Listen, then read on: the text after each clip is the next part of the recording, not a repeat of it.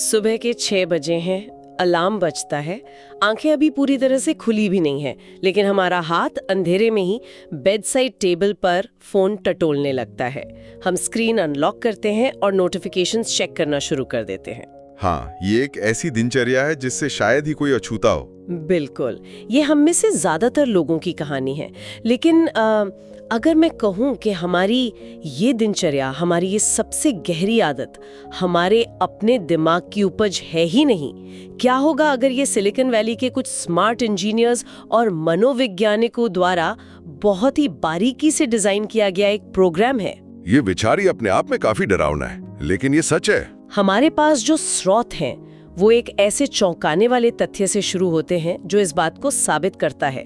Smartphone रखने वाले 79% लोग सुबह उठने के 15 मिनट के भीतर अपना फोन चेक करते हैं। सच में? ये आंकड़ा बहुत कुछ कहता है। और इससे भी ज्यादा हैरान करने वाली बात ये है कि एक रिसर्च के मुताबिक 1/3 अमेरिकी लोग अपना फोन हमेशा के लिए खोने के बजाय अपनी सेक्स लाइफ छोड़ना ज्यादा पसंद करेंगे। ये आंकड़ा सुनने में जितना अजीब लगता है, उतना ही ये इंसानी मनोविज्ञान की एक बहुत गहरी सच्चाई को भी उजागर करता है। मतलब ये दिखाता है कि हमारे उपकरण अब सिर्फ एक उपयोगिता या टूल नहीं रह गए हैं, वे हमारी मनोवैज्ञानिक निर्भरता बन चुके हैं। हाँ बिल्कुल, हम उपकरणों का उपयोग नहीं कर रहे हैं, बल्कि एक तरह से ये तकनीक हमें चला रही है। और देखिए, ये कोई संयोग नहीं है, बल्कि एक बहुत ही सोची समझी रणनीति का हिस्सा है। ठीक है, तो चलिए इसे विस्तार से समझते हैं। आज की इस गहरी चर्चा में हम नीर एयाल द्वारा लिखित hooked how to build habit forming products के पीछे के विज्ञान को डिकोड करेंगे। हमारा मिशन ये समझना है कि कैसे कुछ एप्स और टेक कंपनियां हमारे दिमाग के उस हिस्से को हैक कर लेती हैं जहां से हमारी आदतें जन्म लेती हैं। और ये समझना बहुत जरूरी भी है। बिल्कुल, क्योंकि आज की डिजिटल दुनिया में हमारी दिनचर्या को कोड की कुछ लाइनों द्वारा नियंत्रित किया जा रहा है।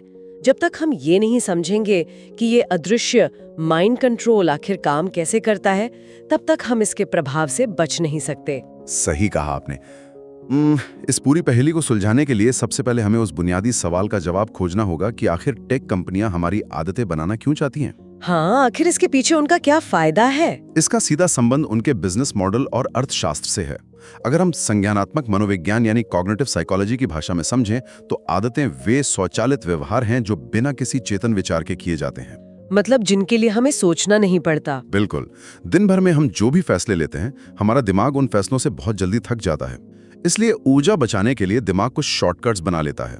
जब हमारा दिमाग किसी काम को करने के लिए सक्रिय रूप से सोचना बंद कर देता है और उस शॉर्टकट का इस्तेमाल करता है, तो वो आदत बन जाती है।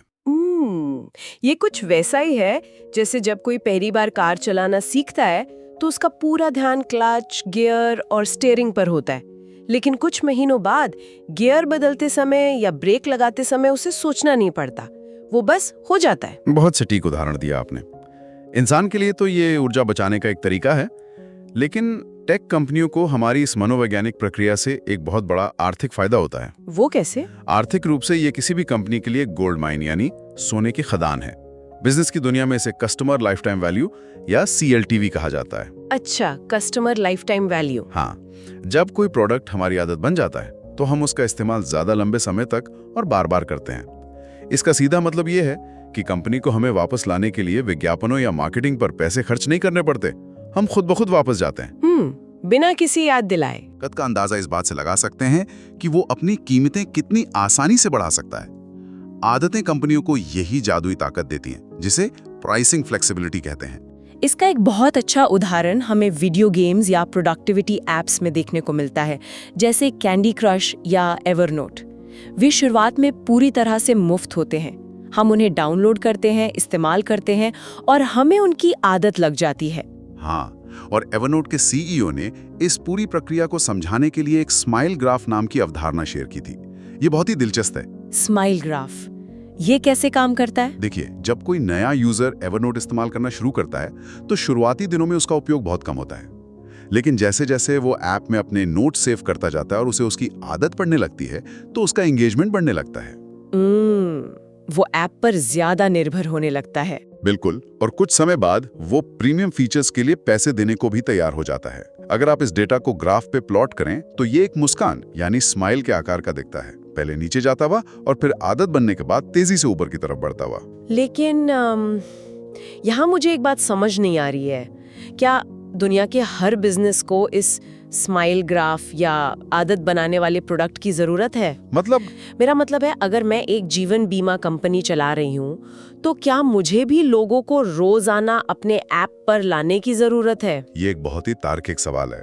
इसका जवाब है नहीं। अच्छा, जीवन बीमा कंपनियों या घर खरीदने जैसी चीजों में रोजाना यूजर एंगेजमेंट की आवश्यकता नहीं होती। वे विज्ञापन या सेल्समैन के जरिए ग्राहक को एक बार पॉलिसी या घर बेचते हैं और उसके बाद रोजाना संपर्क की कोई खास जरूरत नहीं होती। हाँ, ये बात तो है। आदत निर्माण का ये पूरा विज्ञान केवल उन व्यवसायों के लिए जीवन और मृत्यु का सवाल है जिनका वजूद ही लगातार यूजर एंगेजमेंट पर टिका है, जैसे सोशल मीडिया, न्यूज पोर्टल्स या ऑनलाइन गेमिंग। स्रोत सामग्री में एक बहुत ही मजेदार एनालॉजी दी गई है जिसे सुनकर मुझे निवेशकों की दुनिया की याद आ गई। विटामिन बनाम पेन किलर। हाँ, ये एक क्लासिक तुलना है। स्टार्टअप की दुनिया में अक्सर ये सवाल पूछा जाता है कि क्या आप एक विटामिन बना रहे हैं जो सेहत के लिए अच्छा तो है पर जिसके बिना काम चल सकता है, या फिर आप एक पेन किलर बना रहे हैं जो दर्द को तुरंत खत्म करता है और जिसके लिए लोग रातों रात पैसे देने को तैयार रहते हैं। नीर इयाल का तर्क है कि आदत बनाने वाले प्रोडक्ट असल में इन दोनों के बीच का एक रूप ले लेते हैं। ये शायद पूरी किताब के सबसे शक्तिशाली विचारों में से एक है। अगर हम फेसबुक या ट्विटर के शुरुआती दिनों को याद करें तो वे किसी की बुनियादी जरूरत नहीं थे। बिल्कुल नहीं, वे बस एक शौक थे। सही कहा, वे एक विटामिन की तरह थे, एक नाइस टू हैव चीज जिससे जुड़ना अच्छा लगता था। लेकिन जैसे जैसे समय बीता और वे हमारी आदत बन गए, वे पेन किलर में तब्दील हो गए। लेकिन दर्द कैसा? हम सोशल मीडिया का इस्तेमाल किसी शारीरिक दर्द को मिटाने के लिए तो करते नहीं है। यहाँ दर्द का मतलब कोई शारीरिक चोट नहीं है, ये एक मनोवैज्ञानिक खुजली है। मतलब ये अकेलेपन, बोरियत या अनिश्चितता की भावना है। मनोवैज्ञानिक खुजली, ये शब्द बहुत गहरा है। हाँ, जब हम बस स्टॉप पर खड़े होते हैं और हमारे पास करने को कुछ नहीं होता तो वो बोरियत एक हल्का सा मनोवैज्ञानिक दर्द है, और उस दर्द का तुरंत असर करने वाला पेन किलर है अपनी जेब से फोन निकालना और इंस्टाग्राम या एक्स को स्क्रॉल करना। और ये खुजली मिटाने की प्रक्रिया हमें उस चीज की तरफ ले जाती है जिसे हैबिट जोन कहा गया है। स्रोत बताते हैं कि कोई भी व्यवहार इस हैबिट जोन में तभी प्रवेश करता है जब उसमें दो चीजों का सही संतुलन हो। बिल्कुल। पहली है आवृत्ति यानी फ्रीक्वेंसी, हम उसे कितनी बार करते हैं, और दूसरी है कथित उपयोगिता यानी हमारे दिमाग को वो चीज कितनी काम की लगती है। अगर हम इसे उदाहरण से समझें तो गूगल सर्च इसका सबसे बेहतरीन प्रतीक है। हम गूगल का इस्तेमाल दिन में अनगिनत बार करते हैं, इसकी आवृत्ति बहुत अधिक है। हाँ, कुछ भी जानना हो तो हम बस गूगल कर लेते हैं। बिल्कुल, भले तकनीकी रूप से बिंग जैसा सर्च इंजन गूगल से बहुत अलग ना हो, लेकिन गूगल हमारी उंगलियों की इतनी गहरी आदत बन चुका है कि हम कुछ और सोच ही नहीं पाते। सही बात है। दूसरी ओर अमेज़न जैसी वेबसाइट्स हैं। हो सकता है कि हम रोज अमेज़न से कुछ ना खरीदें, यानी उसकी आवृत्ति कम है, लेकिन उसकी कथित उपयोगिता इतनी अधिक है कि जब भी ऑनलाइन शॉपिंग का विचार आता है हम सीधे वहीं जाते हैं। मुझे यहाँ कीबोर्ड का वो उदाहरण याद आ रहा है। ये बहुत ही अजीब बात है कि हम आज जिस क्वेटी कीबोर्ड का इस्तेमाल करते हैं वो टाइपिंग को तेज करने के लिए नहीं, बल्कि पुराने टाइपराइटर के बटनों को जाम होने से रोकने के लिए डिजाइन किया गया था। हाँ, ये एक ऐतिहासिक सच्चाई है। बाद में ड्वॉरिक नाम का एक कीबोर्ड आया जो तकनीकी रूप से बहुत ज्यादा तेज और कुशल था, लेकिन वो बुरी तरह फेल हो गया। क्यों? क्योंकि लोग क्वर्टी के इतने आदी हो चुके थे। इससे पता चलता है कि नई आदतों को हमेशा पुरानी आदतों से एक बहुत बड़ी जंग लड़नी पड़ती है। बिल्कुल, पुरानी आदतें हमारे दिमाग में पक्की सड़कों की तरह बन जाती हैं।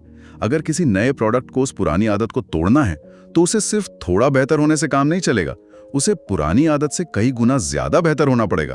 तो अब जब हम समझ चुके हैं कि ये पूरा खेल कितना शक्तिशाली है और इसमें कितना पैसा जुड़ा है, तो सवाल ये उठता है कि ये माइंड कंट्रोल शुरू कैसे होता है? अगर मुझे खरोंच से एक आदत बनानी हो तो मैं क्या करूंगी? और यहीं से शुरुआत होती है द हुक मॉडल की। ये वो ब्लूप्रिंट है जिसका इस्तेमाल टेक कंपनियां करती हैं। इस मॉडल का पहला हिस्सा है ट्रिगर। हाँ, अगर हम इस पूरे मॉडल को एक कार के इंजन की तरह देखें तो ट्रिगर वो चिंगारी है जो इंजन को चालू करती है। मनोविज्ञान में ट्रिगर्स को 2 हिस्सों में बांटा गया है, बाहरी और आंतरिक।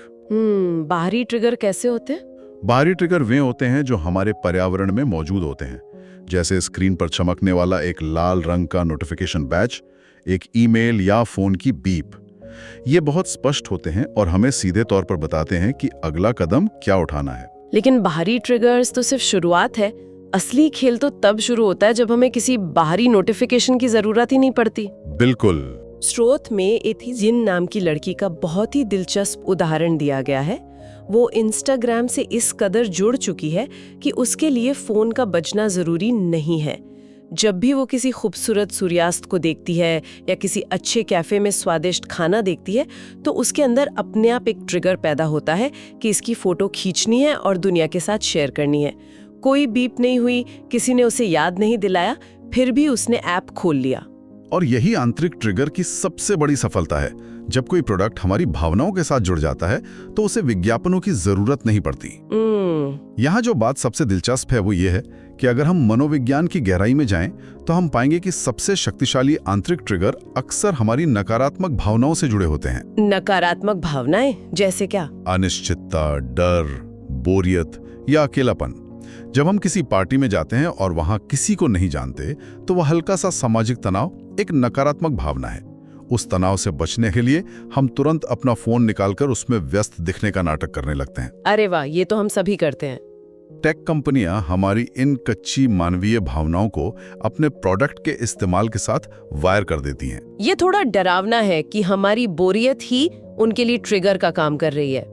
अब मान लीजिए कि ट्रिगर मिल गया, चाहे फोन की बीप से या मेरे अकेलेपन से, लेकिन अगर मैं फोन की तरफ हाथ ही ना बढ़ाऊं तो? यहीं पर हुक मॉडल का अगला हिस्सा आता है, एक्शन। ट्रिगर हमें बताता है कि क्या करना है, लेकिन अगर हम वो एक्शन लेते ही नहीं है तो पूरी साइकिल वहीं टूट जाती है। स्टैनफोर्ड यूनिवर्सिटी के डॉक्टर बीजे फॉग ने इसे एक बहुत ही साधारण लेकिन गहरे फॉर्मूले से समझाया है। उनका बिहेवियर मॉडल। हाँ, उनका बिहेवियर मॉडल कहता है कि B = MAT, यानी बिहेवियर, मोटिवेशन, एबिलिटी और ट्रिगर पर निर्भर करता है। इसका मतलब है कि कोई भी एक्शन तभी पूरा होता है जब प्रेरणा, क्षमता और ट्रिगर तीनों एक ही समय पर मौजूद हों। इसे किसी उदाहरण से समझा सकते हैं? बिल्कुल। मान लीजिए कि आपको एक कॉल आता है, ये ट्रिगर है, लेकिन आपका फोन आपके बैग के सबसे निचले हिस्से में है और आपके हाथ में बहुत सारा सामान है। यहाँ क्षमता की कमी है। बिल्कुल, तो आप फोन नहीं उठाएंगे। वहीं अगर फोन आपकी जेब में है लेकिन आपको लगता है कि वो किसी अनचाहे टेलीमार्केटर का कॉल है, तो यहाँ प्रेरणा की कमी है। सही कहा, तो भी आप फोन नहीं उठाएंगे। तो कंपनियों के लिए सबसे आसान रास्ता क्या है? वो हमारी प्रेरणा को रातों रात तो नहीं बढ़ा सकती, इसलिए वे क्षमता वाले हिस्से पर प्रहार करती हैं। हाँ, वे घर्षण को कम करती हैं। वे उस एक्शन को इतना आसान बना देती हैं कि हमें सोचने की भी फुर्सत ना मिले। मुझे याद है जब किसी नई वेबसाइट पर अकाउंट बनाने के लिए लंबा चौड़ा फॉर्म भरना पड़ता था। अब बस एक बटन होता है, लॉग इन विद फेसबुक या लॉग इन विद गूगल। बिल्कुल, एक क्लिक और काम खत्म। कोई घर्षण ही नहीं। या फिर आईफोन का वो फीचर जहां फोन लॉक होने पर भी सिर्फ एक स्वाइप से कैमरा खुल जाता है। उन्होंने फोटो खींचने के एक्शन को इतना आसान बना दिया कि लोग हर पल की तस्वीर लेने लगे। अगर ट्रिगर इंजन का स्पार्क प्लग है तो एक्शन वो छोटी सी चिंगारी है जो आग लगाती है। बहुत ही शानदार एनालॉजी है। और इसके अलावा हमारे दिमाग में कुछ इनबिल्ट शॉर्टकट्स होते हैं जिन्हें ह्यूरिस्टिक्स कहा जाता है। टेक डिजाइनर्स इन मनोवैज्ञानिक शॉर्टकट्स का बहुत ही चालाकी से इस्तेमाल करते हैं ताकि हमारी प्रेरणा को थोड़ा सा धक्का दिया जा सके। ह्यूरिस्टिक्स? हाँ, इसका एक क्लासिक उदाहरण है स्कार्सिटी इफेक्ट। अमेज़न वाला ट्रिक। जब भी मैं कुछ खरीदने जाती हूँ और वहाँ लाल रंग में लिखा होता है केवल 2 आइटम बचे हैं, तो मुझे अचानक लगता है कि अगर मैंने इसे अभी नहीं खरीदा तो मैं कोई बहुत बड़ी चीज खो दूंगी। मेरा दिमाग तार्किक रूप से सोचना बंद कर देता है। बिल्कुल, हमारा आदिम दिमाग कमी को यानी स्कार्सिटी को खतरे के रूप में देखता है। एक और बहुत ही सूक्ष्म शॉर्टकट है जिसे एंडोव्ड प्रोग्रेस इफेक्ट कहते हैं। ये क्या है? लिंक्डइन इसका बहुत अच्छा इस्तेमाल करता है। जब हम नई प्रोफाइल बनाते हैं तो वे एक प्रोग्रेस बार दिखाते हैं जो कहता है कि आपकी प्रोफाइल 70% पूरी हो गई है। वो प्रोग्रेस बार वो सच में बहुत परेशान करता है। जब तक वो 100% नहीं हो जाता, मुझे अजीब सी बेचैनी होती रहती है कि कुछ अधूरा छूट गया है। हाँ, हम इंसानों को अधूरी चीजें पसंद नहीं है। हमें लगता है कि हम पहले इतना सफर तय कर चुके हैं, तो बाकी का 30% भी पूरा कर ही लेते हैं। ये इंसानी मनोविज्ञान का एक बहुत ही शानदार और अदृश्य उपयोग है। लेकिन चलिए कहानी को आगे बढ़ाते हैं। ट्रिगर हो गया, हमने वो आसान सा एक्शन भी ले लिया, लेकिन जब कोई व्यक्ति वो एक्शन लेता है तो उसे ऐसा क्या मिलता है जो उसे कल फिर से वापस आने पर मजबूर करता है? क्या सिर्फ एक इनाम काफी है? यहीं से बात वाकई बहुत रोचक हो जाती है। यहीं से हम हुक मॉडल के तीसरे और सबसे आकर्षक चरण में प्रवेश करते हैं, परिवर्तनशील इनाम यानी वेरिएबल रिवॉर्ड। बिल्कुल। यहाँ आकर विज्ञान के कई पुराने मिथक टूट जाते हैं। बचपन से हम सुनते आए हैं कि डोपामाइन वो केमिकल है जो हमें इनाम मिलने पर खुशी का एहसास कराता है। जैसे जब हम चॉकलेट खाते हैं तो डोपामाइन रिलीज होता है और हमें मजा आता है। लेकिन नई रिसर्च कुछ और ही कहानी बयां करती है। हाँ, दिमाग में खुशी की असली लहर इनाम मिलने पर नहीं, बल्कि इनाम की उम्मीद से यानी एंटिसिपेशन से पैदा होती है। B.F. स्किनर के कबूतरों वाला प्रयोग इस बात को बेहतरीन तरीके से साबित करता है। ये मनोविज्ञान के इतिहास के सबसे अहम प्रयोगों में से एक है। उन्होंने क्या किया था? स्किनर ने कुछ कबूतरों को एक बॉक्स में रखा जहां एक बटन था। जब कबूतर बटन दबाते तो उन्हें खाना मिलता। शुरुआत में सब कुछ अनुमानित था। कबूतरों ने सीख लिया कि भूख लगने पर बटन दबाना है और वे तभी ऐसा करते जब उन्हें भूख होती। लेकिन फिर स्किनर ने खेल के नियम बदल दिए। सही कहा। उन्होंने खाने का पैटर्न अनिश्चित कर दिया। अब बटन दबाने पर कभी खाना मिलता और कभी कुछ नहीं मिलता। इसका परिणाम चौंकाने वाला था। क्या हुआ? कबूतर पागलों की तरह बार बार बटन दबाने लगे, भले ही उन्हें भूख ना हो। ये अनिश्चितता, ये सस्पेंस कि क्या इस बार मुझे कुछ मिलेगा, हमारे दिमाग के उस हिस्से को पूरी तरह से हाईजैक कर लेता है जो चाहत और इच्छा से जुड़ा है। अगर हम ध्यान से सोचे तो हम इंसान भी आज के डिजिटल युग में उन्हीं कबूतरों की तरह व्यवहार कर रहे हैं, है ना? जब हम अपना ट्विटर या इंस्टाग्राम फीड रिफ्रेश करने के लिए स्क्रीन को नीचे खींचते हैं तो वो बिल्कुल कैसीनो की स्लॉट मशीन का लीवर खींचने जैसा होता है। बिल्कुल सटीक तुलना है। हमें नहीं पता होता कि अगली पोस्ट क्या होगी, कोई बोरिंग न्यूज या हमारे किसी दोस्त की बहुत ही मजेदार फोटो, और ये अनिश्चितता हमें घंटों तक स्क्रॉल करने पर मजबूर कर देती है। और शोध के अनुसार ये परिवर्तनशील इनाम 3 प्रकार के होते हैं। 3 प्रकार के? पहला है कबीले का इनाम। हम इंसान विकासवादी रूप से सामाजिक प्राणी हैं। ओके। हमें समाज में स्वीकार्यता और मान्यता चाहिए होती है। सोशल मीडिया लाइक्स, कमेंट्स या शेयर इसी श्रेणी में आते हैं। बिल्कुल। जब हम कोई नई तस्वीर पोस्ट करते हैं तो हमारे अंदर एक अजीब सी बेचैनी होती है। हमें नहीं पता होता कि कितने लाइक्स मिलेंगे या कौन कमेंट करेगा। समाज से मिलने वाले इस परिवर्तनशील इनाम की चाहत हमें बार बार ऐप चेक करने पर मजबूर करती है। दूसरा प्रकार है शिकार का इनाम। अगर हम आदि मानव के समय में जाएं तो हम अपना दिन जानवरों या भोजन का शिकार करने में बिताते थे। आज के आधुनिक युग में वो शिकार बदल गया है। आज हम संसाधनों या जानकारी का शिकार करते हैं। बिल्कुल। जब हम न्यूज फीड में स्क्रॉल करते हैं तो हम लगातार खोज रहे होते हैं कि अगली पोस्ट शायद कुछ बहुत ही काम की जानकारी हो या कोई बहुत अच्छी डील मिल जाए। यह एक डिजिटल शिकार है जहां अनिश्चितता ही रोमांच है। और तीसरा है स्वयं का इनाम।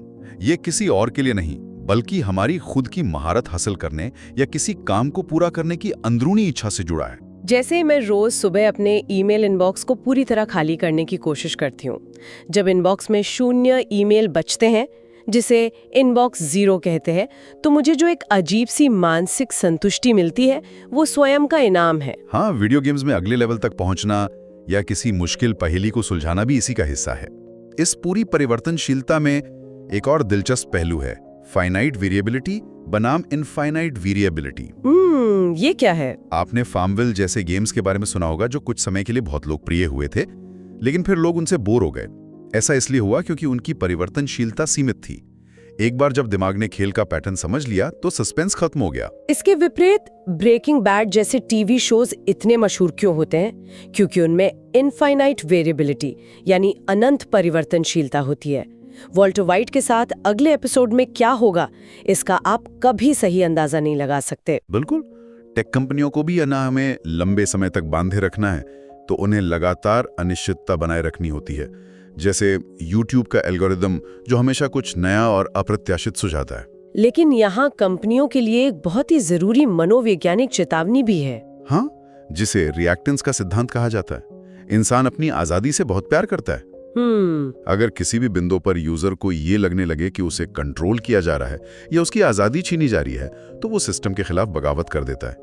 एक बार कोरा ने एक फीचर निकाला था जहां यूजर जो भी पढ़ता था वो बिना उसकी इजाजत के उसके नेटवर्क में शेयर हो जाता था। हाँ, वो बहुत बड़ा ब्लंडर था।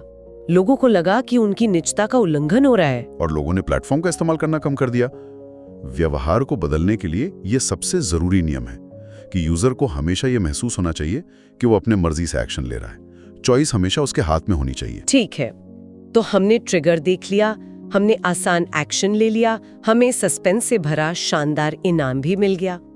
अब हम हुक मॉडल के अंतिम और चौथी चरण पर आते हैं, निवेश यानी इन्वेस्टमेंट। हाँ, ये आखिरी कड़ी है। इनाम मिलने के बाद इस चक्र को एक स्थायी आदत में बदलने के लिए जो अंतिम कड़ी है वो है यूजर से थोड़ा काम करवाना। लेकिन एक मिनट, मुझे यहाँ एक विरोधाभास नजर आ रहा है। पिछले चरण में हमने इतने विस्तार से बात की कि एक्शन को बहुत आसान बनाना चाहिए, कोई घर्षण या मेहनत नहीं होनी चाहिए। तो अब जब यूजर ऐप के अंदर है, हम उससे मेहनत क्यों करवा रहे हैं? क्या उसे मुश्किल काम देने से वो ऐप छोड़कर भाग नहीं जाएगा? ये एक बहुत ही बारीक मनोवैज्ञानिक खेल है और इसका पूरा संबंध टाइमिंग से है। जब हम एक्शन ले रहे होते हैं तब हमें तेजी चाहिए होती है, लेकिन निवेश की मांग तब की जाती है जब यूजर को उसका परिवर्तनशील इनाम मिल चुका होता है। अच्छा, तो उस समय यूजर की मानसिकता अलग होती है। बिल्कुल, उस समय यूजर के दिमाग में डोपामीन का प्रभाव होता है। वो खुश होता है और मनोवैज्ञानिक रूप से वो सिस्टम को वापस कुछ देने की स्थिति में होता है। यहाँ आइकिया इफेक्ट काम करता है। ओह, आइकिया इफेक्ट, मुझे उस ओरिगामी वाले प्रयोग की याद आ गई। हाँ, वो बहुत ही क्लासिक प्रयोग है। शोधकर्ताओं ने कुछ छात्रों को कागज मोड़कर ओरिगामी खिलौने बनाने को कहा। जब वे खिलौने बन गए तो उन छात्रों से पूछा गया कि वे अपने बनाए खिलौने के लिए कितने पैसे दे सकते हैं, और जब बाहरी लोगों से उन खिलौनों की कीमत पूछी गई तो नतीजे हैरान करने वाले थे। बिल्कुल, जिन छात्रों ने खुद मेहनत करके वे खिलौने बनाए थे, वे उनके लिए बाहरी लोगों की तुलना में बहुत ज्यादा पैसे देने को तैयार थे, भले ही वे खिलौने देखने में बहुत खराब क्यों ना हो। क्योंकि उन्होंने इसमें अपना समय और श्रम निवेश किया था। हम इंसानों की फितरत है कि हम उस चीज की ज्यादा कदर करते हैं जिसे बनाने में हमारी मेहनत लगी हो। डिजिटल दुनिया में इसे वैल्यू स्टोर करना कहते हैं। वैल्यू स्टोर करना, ये कई रूपों में हो सकता है, डाटा, फॉलोअर्स या प्रतिष्ठा। जैसे जब मैं iTunes या Spotify पे सालों तक मेहनत करके अपने गानों की एक परफेक्ट प्लेलिस्ट बनाती हूँ, या Pinterest पर अपने सपनों के घर के लिए तस्वीरें पिन करती हूँ।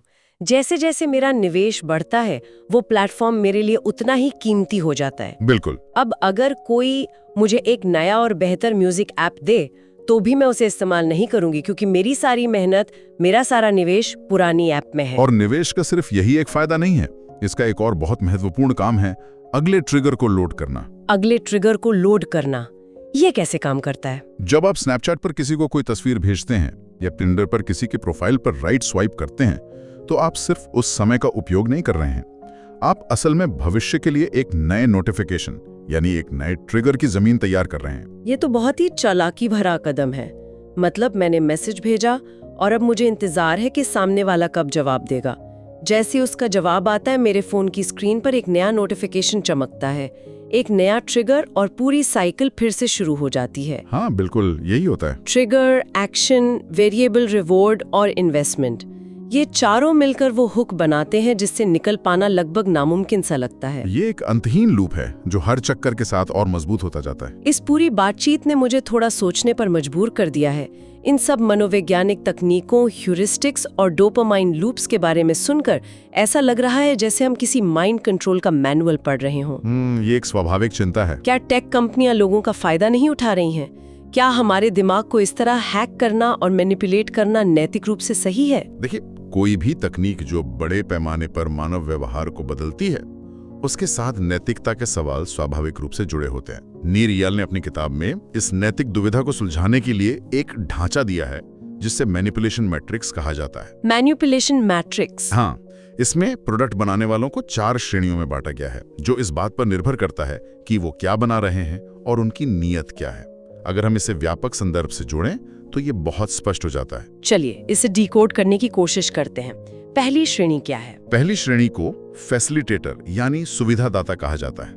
ये वो व्यक्ति है जो अपने बनाए प्रोडक्ट का खुद इस्तेमाल करता है और उसे दिल से ये विश्वास है कि इससे लोगों की जिंदगी बेहतर हो रही है।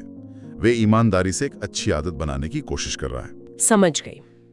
और दूसरी श्रेणी, मान लीजिए कोई ऐसा प्रोडक्ट बना रहा है जो लोगों के लिए तो फायदेमंद है, पर वो खुद उसका इस्तेमाल नहीं करता। उसे मैट्रिक्स में पेडलर यानी फेरी वाला कहा गया है।